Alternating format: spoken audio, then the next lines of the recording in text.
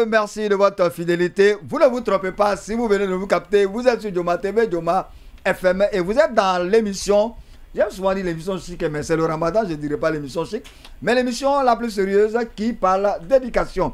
Nous allons entamer le dernier thème à présent et nous parlerons de l'inspection régionale de l'éducation avec à sa tête M. Morlaye Yatara. Alors, M. Morlaye Yatara, il a émis, il y a un communiqué, M. Valikonde. Est-ce que c'est M. Morlaye Yatara, est-ce que ce n'est pas l'inspection régionale et de l'éducation? Pardon, l'IGE, pardon, l'IGE, voilà. Donc, il a émis un communiqué, dans lequel il affichait sa volonté de lutter contre une pratique qui est aussi vieille que l'école guinéenne, c'est-à-dire le retard et l'absentéisme au niveau des encadreurs et au niveau des apprenants. Alors, nous, on se pose aujourd'hui la question de savoir est-ce que la problématique du retard et de l'absentéisme dans nos établissements scolaires est conjoncturelle ou est-ce que c'est systémique? Est-ce parce qu'aujourd'hui, il y a beaucoup d'embouteillages ou est-ce que c'est parce que c'est le ramadan que les gens ont du mal à se réveiller à temps? Mais toujours est-il qu'aujourd'hui, lorsque vous passez devant nos établissements scolaires au quotidien, vous voyez de nombreux élèves, des dizaines d'élèves qui sont agglutinés aux abords des établissements scolaires.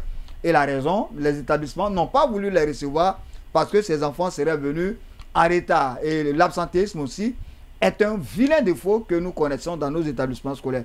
Alors, monsieur l'inspecteur, monsieur Morlaye Yatara, veut lutter contre cette pratique-là. Monsieur Valikonde, les retards et l'absentéisme, est-ce que c'est un phénomène nouveau pour vous ou est-ce que c'est conjoncturel? Exactement. Ce que vous venez de dire, vous dites ce qui devrait se faire. Oui. Mais c'est pas comme ça s'est fait parce que le communiqué que j'ai lu, je pense avoir lu un communiqué signé par M. Tchapato. C'est-à-dire que M. Tchapato, oui, c'est l'inspection régionale. Régionale. Monsieur Tchapato, vous avez dit ce qui devrait se faire. Oui. En principe, M. Tchapato ne peut pas faire un communiqué comme ça isolé, puisque s'il doit lutter contre l'absentéisme, parce que ce qu'il fait, c'est bon, il faut l'apprécier, hein. Mais je pense que la décision devrait venir de l'IGE. De l'inspection régionale et non de l'inspection régionale. Et si l'inspection régionale décide, je pense que toutes les inspections régionales devraient emboîter. Normalement. Devraient accepter. Parce que Conakry n'est pas un cas particulier. Pourquoi est-ce que l'inspection régionale de Conakry veut lutter contre le retard et l'absentéisme? Et l'inspection régionale de Géré-Corée. Et l'inspection régionale de Cancan. Etc.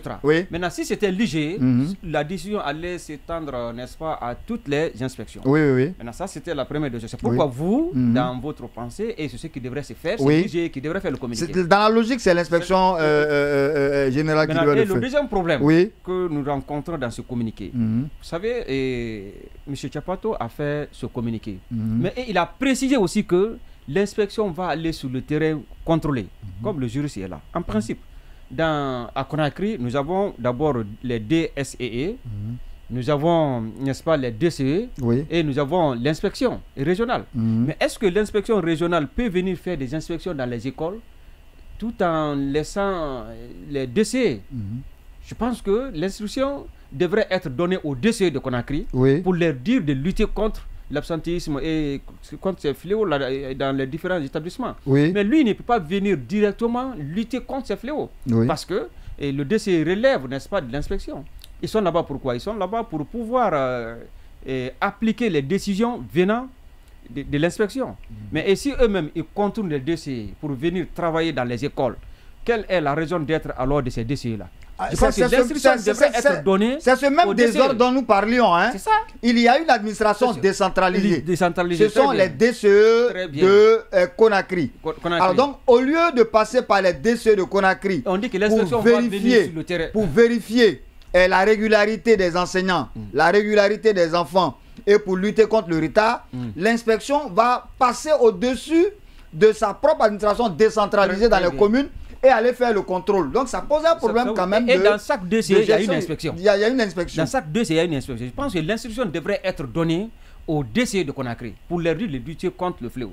Mais si on voit que la décision n'est pas appliquée, le DCE peut être convoqué, il peut même être puni. Et d'ailleurs même le DCE connaît mieux les établissements scolaires, il connaît mieux le fonctionnement des différentes écoles. Alors, monsieur le ministre, s'il veut professionnaliser l'éducation, que la voie hiérarchique soit respectée. que l'inspection ne contourne pas les DCE, venir inspecter dans les écoles sans que, n'est-ce pas, les DCE ne savent si réellement il y a une inspection sur le terrain ou pas. Parce qu'avant tout, les écoles la relèvent de leur jeune, comment dirais-je, d'activité. On ne peut pas les contourner. En aucun cas. Donc c'est une mauvaise stratégie. C'est une mauvaise stratégie. C'est-à-dire que l'intention est bonne, mais la façon de faire pose problème. Oui, monsieur Alpha Amadou. Moi, je crois que pour venir à bout, d'abord pour rebondir un peu face à ce que mon confrère disait ici, il y a déjà ce problème-là de comment je vais dire, de cohabitation ou bien de gestion. Non, pas de cohabitation, c'est-à-dire de non-respect de la norme hiérarchique des normes juridiques parfois, au niveau institutionnel.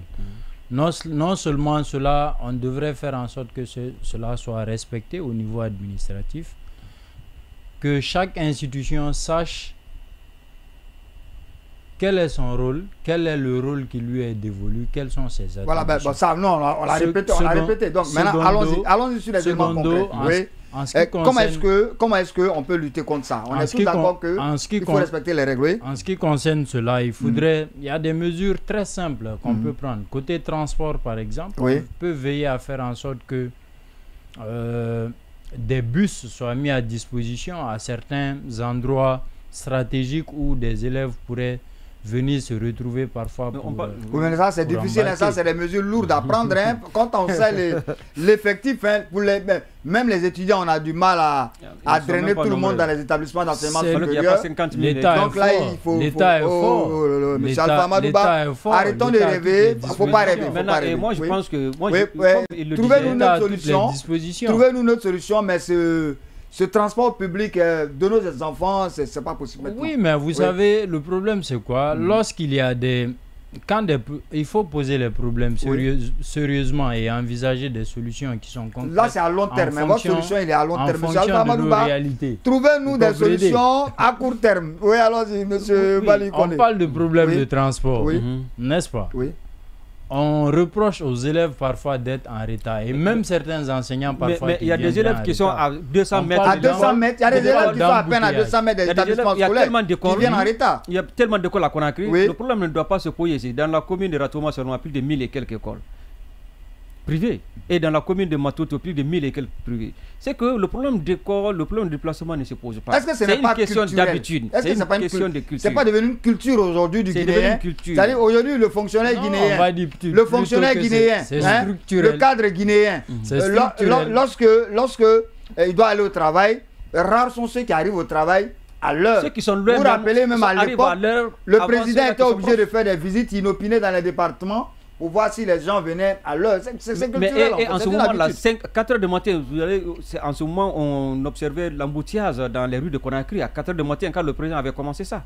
Mais dès qu'il a cessé, les gens ont commencé aussi à venir en retard. Voilà. Maintenant, je pense qu'on va revenir sur ce que vous avez dit et qui est important. Nous voudrions que le communiqué soit fait d'abord par l'IGE et que les autres inspections de la Guinée puissent suivre. Et que l'instruction soit donnée au DCE et au DPE. Les DPE aussi donnent, n'est-ce pas, l'instruction au DSE. Parce qu'il y a des sectoriels. Parce qu'il y a des sectoriels. Si monsieur le ministre veut s'inscrire dans le cadre de la qualification du système, en s'inscrivant dans le formalisme, dans la gestion formelle, n'est-ce pas, et professionnelle de l'éducation, que l'hierarchie soit respectée et que nos textes soient respectés. On le rappelle aussi que notre manuel de procédure est caduque. On ne l'applique même pas. Parce que ça ne rime pas avec les réalités du département. La première des choses, comme vous l'avez si bien dit, même une journée ou 2 jours d'activité, je pense qu'ils pourront nous montrer un manuel qui pourrait nous permettre de bien gérer le département. Chacun pourrait connaître son rôle. Posez la question seulement à un directeur. Ils n'auront qu'à mettre même en place une commission. Vous dites à un directeur national, quelles sont vos prérogatives? Lui-même, il sera incapable de dire parce que depuis qu'il est là-bas, aucun document ne lui a été donné qui lui a dit que voici ses prérogatives. Imaginez quelqu'un qui ne connaît pas ses prérogatives. Est-ce que lui peut respecter une feuille de route? C'est une illusion de penser qu'on pourra avoir. Parce que là, on nous a parlé ici de gestion. C'est une illusion. On nous a parlé ici de gestion axée sur le résultat. On nous a crié aux oreilles ici qu'il y avait des contrats de performance qui avaient été signés avec l'administration et les différentes administrations décentralisées. Mais quelqu'un qui ne connaît même pas ses prérogatives, étant donné que le manuel de procédure qui est supposé l'aider à exercer. Mais parfois, je me demande que même les l'enseignement, ça pose problème. Il y a certains qui sont à des postes de responsabilité. L'enseignement, ça pose problème. L'enseignement doit être modèle. L'enseignement doit être modèle parce que l'enseignement doit donner l'exemple en fait en termes d'efficacité et pas en termes d'ordre en fait. Quand c'est l'enseignement même qui ne fonctionne pas, monsieur Mbali Kone quelque part, je me dis, est-ce que nous ne retournons pas au passé encore? Non, ça revient. Maintenant, vous savez, en Guinée, dans notre administration, permettez-moi de le dire, nous sommes parfois en proie à des techniques qui relèvent parfois du quaternaire. Il faut avoir le courage de le dire.